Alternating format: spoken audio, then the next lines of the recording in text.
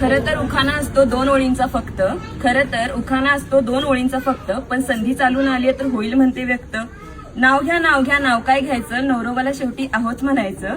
निळ्या निळ्या आकाशात चमचमणारे तारे, नाव घेते राजश्री लक्ष द्या सारे. नाव घेते नाव राजश्री माझे नाव, मानगाव माझे गाव, लहानपणापासून ज्यांची लाभली साथ, अशा सोमानानी रुक्मिणीची मी नात. उमराच्या झाडाखाली दत्ताची सावली, जानबा बेंके माझे वडील, रेखा माझी माऊली. माहेरला प्यारी होती मनी माऊ, नयन माझी बहिणी, अविनाश माझा बाहू. नाव घ्यायला सुरुवात करते गणपतीला स्मरून, आता माझ्या नवीन परिवाराची ओळख देते मी करून. ज्यांच्यामुळे सगळ्यांचे चेहरे असतात हसरे, स्वभावाला असे एक नंबर माझे सासरे. साध्या वरण भातावर साजूक तूप घालायचं, रुपाली पाटील यांना आता सासूबाई म्हणायचं. छोटी छोटी म्हणत घरभर फिरणारी सुकन्या आता नंदुबाईचा तोरा गाजवणार. पाटलांच्या परंपरा जपण्याचा मी संपूर्ण प्रयत्न करणार. माझ्या तिन्ही सासवा जणू काही आहेत माझ्या आई, जसे आपल्याला श्री स्वामी समर्थ आणि साई.